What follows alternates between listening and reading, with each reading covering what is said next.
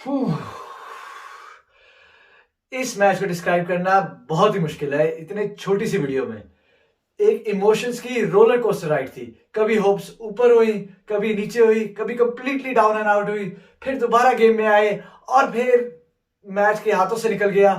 Controversies थी, एक अच्छी बैटिंग परफॉर्मेंस थी, कुछ गलतियां भी थी। बस इसमें तो सब कुछ ही था।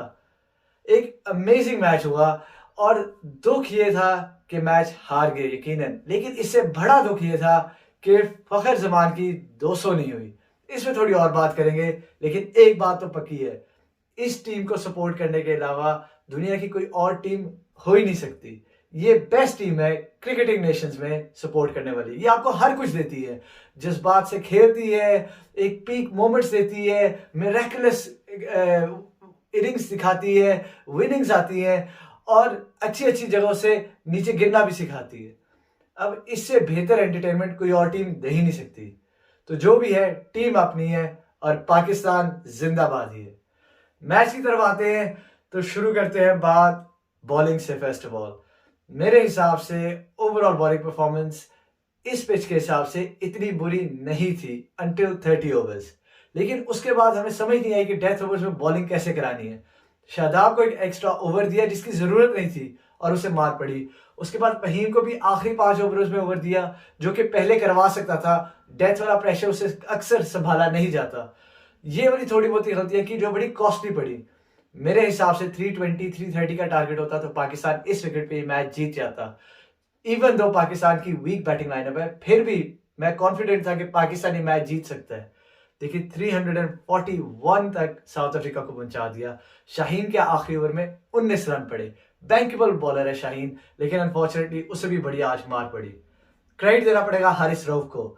3 विकेटें एंड पे तो ली, लेकिन सबसे बड़ी बात है डेथ ओवर से बहुत अच्छी बॉलिंग की। सिर्फ 54 रन पड़े और एक आउटस्टैंडिंग कैच पकड़ा। ये शो करता है कि जिस बॉलर का बैड डे हो उसे राइट ऑफ नहीं करना चाहिए।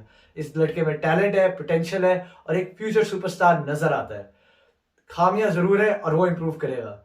ओवरऑल पाकिस्तान की बॉलिंग परफॉर्मेंस तो बिलो पार थी। हर बंदे को मार पड़ी। Hasnain went for plenty of runs, Shaheen went for a lot of runs, Shadab तो कंसिस्टेंटली कुछ खा रहा है तो वो कंटिन्यू किया और फहीम को भी आज काफी मार पड़ी।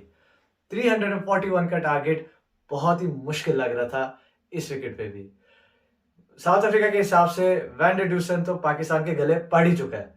हर सिचुएशन के लिए आइडियल प्लेयर है। जब इनिंग्स बिल्ड करनी होती है तब अच्छा खेलता है, जब छोटे अमाउंट में हाई स्ट्राइक रेट से खेलना है तब भी सिचुएशन को समझ के खेलता है। 37 बॉल्स पे 60 रन किए और वो जो कंट्रोल पाकिस्तान के पास था वो बिल्कुल चला गया। उसके बाद at the end of the innings Miller ने 27 बॉल्स पे 50 की। ये पाकिस्तान के इस अटैक के हिसाब से भी बहुत ज्यादा स्कोर था। इतना स्कोर खाना नहीं चाहिए था। खैर 342 का टारगेट था। बैटिंग की बात करें तो सारे मसले एक तरफ। इस मैच में सिर्फ एक ही बंदे ने, एक लोन सोल्जर ने हमारा दिल जीता। फखर जमान, आपको सलूट है मेरी, क्योंकि अमेजिंग, आउटस्टैंडिंग, मिरेकुलस परफॉर्मेंस थी।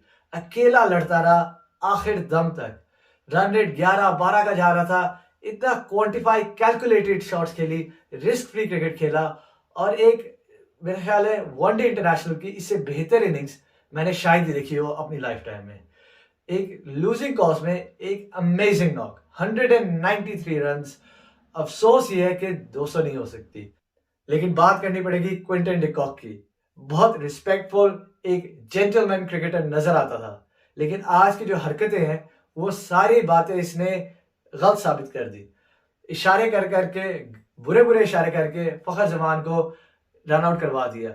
और आईसीसी के रूल्स 41 के हिसाब से भी अगर आप किसी को जानबूझ के थ्रू योर एक्शंस या वर्ड्स डिस्ट्रैक्ट करते हो तो एक्चुअली वो बैट्समैन नॉट आउट होता है और 5 पेनल्टी रन बनते हैं। इसको तो अल्लाह पूछेगा, किस मुंह से जाओगे खुदा के सामने। इसके साथ साथ एक और कैच जो ड्रॉप किया बबूमा ने, वो भी उसकी कैप को लगा और उसके भी 5 पेनल्टी रन बनते हैं। बेशक पाकिस्तान मैच हार जाता, लेकिन जिस तरीके से फखर जमान आउट हुआ, जिसमें से अंपायरिंग की लैक लस्टर परफॉर्मेंस नजर आई, उसमें कोई एक्शन नहीं लिया गया, थर्ड अंपायर ने इंटरवीन नहीं किया, उससे बहुत डिसअपॉइंटमेंट हुई। फखर लॉफ्टेड शॉट खेल के कैच आउट हो जाता 193 पे, कोई दुख ना होता। पाकिस्तान ने मैच फिर भी हार जाना था, क्योंकि लास्ट ओवर में 31 रन करना बहुत ही नामुमकिन लग रहा था, पर इस तरह आउट होना एक किस्म का बैड टेस्ट और एक डैम्पनर कर देता है ओवरऑल एक बड़े अच्छे मैच पे। तो QDK को अपने इस हरकत की मेरा ख्याल है पब्लिकली अपॉलॉजी करनी चाहिए, ICC को इस पे एक्शन जरूर लेना चाहिए। ओवरऑल पाकिस्तान की अगर बात करें बैटिंग वाइज, तो फखर जमान के अलावा कुछ और बात करने को है नहीं, क्योंकि अकेला वही लड़ा, उसके अलावा कोई परफॉर्मेंस नजर नहीं आई। अनफॉर्चुनेटली इमाम फौरन आउट हुआ। बाबर आजम मेरे हिसाब से उसका जो स्टैंडर्ड है, उसका जो कैलिबर है, अक्सर अच्छी बॉल पे आउट होता है, कभी अपनी मिस्टेक पे कम ही आउट होता है। मुझे आज लगा कि उसने विकेट थ्रो कर दी, क्योंकि 3 बड़े अच्छे चौके मारे थे, टाइम बहुत प्यारी निकल रही थी और फखर को सपोर्ट की जरूरत भी थी, क्योंकि फखर बहुत ही प्राइम फॉर्म में था। लेकिन अनफॉर्चुनेटली बाबर आउट हुआ और उसके बाद तो हमारी लाइन लग गई। आसिफ के बारे में तो मैं ना ही कुछ कहूँ तो बेहतर है, पिछली वीडियो में मैं बहुत कुछ कह चुका हूँ और वो बात आज फिर बस साबित ही हुई है। तो मेहरबानी करके आसिफ भाई हमारी अब ये जान छोड़ दें, किसी और को ही मौका दे दें। इसका कसूर आसिफ का नहीं है, ये रिस्पॉन्सिबिलिटी हमारी मैनेजमेंट बल्कि Babar Azam as a captain खुद लेनी पड़ेगी। रूथलेस डिसीजन लेने पड़ेंगे। यस मैन नाइस मैन बनना बंद कर दे, अपने 11 खिलाए और उनको बैक करे। आसिफ की मेरे हिसाब से बिल्कुल टीम में जगह नहीं बनती, इस पर मैं बहुत बात कर चुका हूँ। दानिश की बात करते हैं तो मेरे हिसाब से उसको मार्जिन दे सकते हैं। क्या उसने मुझे इंप्रेस किया 2 इनिंग्स में? कुछ खास नहीं, लेकिन उसको एक कंसिस्टेंट चांस अब मौका दिए तो उसको जाया करने वाली बात नहीं है, उसको मौका। लेकिन एक बंदे को आज बहुत मिस किया और वो है हारिस सोहेल। इस बैटिंग लाइनअप की रोबस्टनेस के लिए अगर हारिस सोहेल होता तो बाबर आजम को कॉम्प्लीमेंट करता, फखर जमान बाबर आजम और रिजवान को कॉम्प्लीमेंट करता इस रोल में। करेंटली पाकिस्तान के सिर्फ 3 या 4 बैट्समैन नजर आते हैं, क्योंकि उसके बाद लोअर मिडल ऑर्डर तो बिल्कुल ना होने के बराबर है। तो 4 आउट हो जाए तो समझो बैटिंग खत्म हो जाती है। तो बेहतर था कि अगर हारिस सोहेल की सिलेक्शन होती और वो ये मैच खेलता, लेकिन अनफॉर्चुनेटली वो स्क्वाड का हिस्सा नहीं है तो उस पर कुछ कह नहीं सकते। लेकिन मोहम्मद वसीम को इस बात पे ज़रूर सोचना चाहिए कि उनको ये इस पॉइंट पे ज़रूर उनसे गलती हुई। बात है अब 1 ऑल सीरीज बराबर हो गई है, आगे इसका क्या बनेगा? कुछ बातें मैं ऐसे करूंगा जो शायद काफ़ी लोग इस बात से डिसएग्री करें। मेरे हिसाब से दानिश को कंटिन्यू करना चाहिए, इसको वो बंदा नहीं बनाना चाहिए कि जो आया 1-2 परफॉर्मेंस टफ कंडीशंस में दी और उसको हमेशा के लिए साइडलाइन कर दिया और उसका नामो निशान नजर ना आए। अब 2 मैचेस के लिए बैक किया है, तो तीसरा मैच भी है, उसमें इसको पूरा चांस देना चाहिए।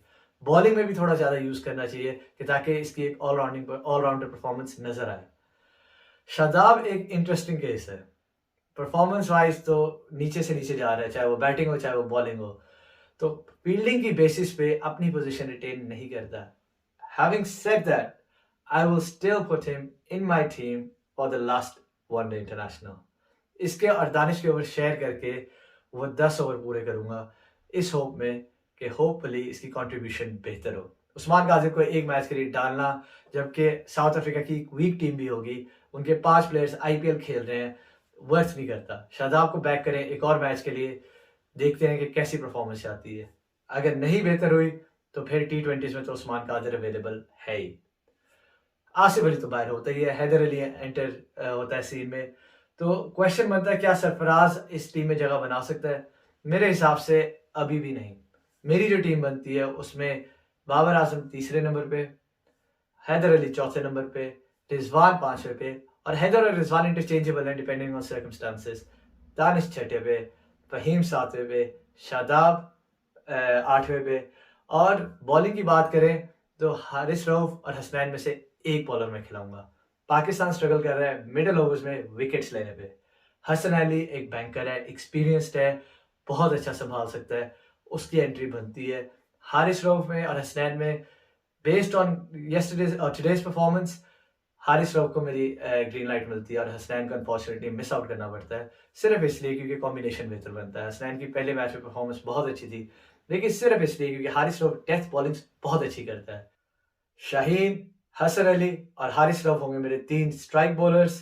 Faheem as an all-rounder of course, Shadab retain करेगा और दानिश एज अ 6 बॉलर मैं खिलाऊंगा। बैटिंग में तो आपको बता दिया, हैदर अली एंट्री, आसिफ बाहर। आई थिंक ये 2 चेंजेस अब नेसेसरी हैं। पाकिस्तान ये सीरीज 2-1 जीत सकता है, इससे बेहतर चांस शायद ही कब मिले। मेरा ख्याल लास्ट टाइम 2013 में पाकिस्तान 2-1 जीता था। थर्ड ओडीआई में साउथ अफ्रीका की थोड़ी वीक साइड होगी। 5 प्लेयर्स उनके including Quinton de Kock, including नोकिया जिसने बहुत अच्छी बॉलिंग की, वो भी आउट होंगे। तो आईपीएल खेलने ऑफ कोर्स ज़्यादा इंपॉर्टेंट है। कंट्री की चलती रहेगी, आईपीएल हाँ बेहतर है, वो खेल ले पहले। वीकेंड साउथ अफ्रीका के खिलाफ तो डेफिनेटली पाकिस्तान को जीतना चाहिए और सीरीज को 2-1 खत्म करना चाहिए। तो अब अगला मैच होगा वेंसडे को। आज रैप अप करने के लिए तो सिर्फ यही कहूंगा, Fakhar Zaman and Fakhar Zaman, absolutely remarkable, speechless moments. जिस तरह आज इनिंग्स खेल दी है, we were fortunate and we were lucky to watch an innings of that caliber. Pakistan की हार का दुख बहुत कम हो जाता है जब ऐसी फाइटिंग परफॉर्मेंस नजर आए, बल्कि आज तो पाकिस्तान की हार का दुख तो थोड़ा कम है, इसकी 200 का शायद दुख बहुत ज्यादा है। तो thank you so much for giving us and showing us that fight. Pakistan इसी तरह खेलता रहा तो फ्यूचर ब्राइट है। देखते हैं कि थर्ड ओडीआई कैसे जाएगा, वो है वेंसडे को एंड होपफुली पाकिस्तान विक्टोरियस होगा। आज के लिए सिर्फ इतना ही। Thank you so much.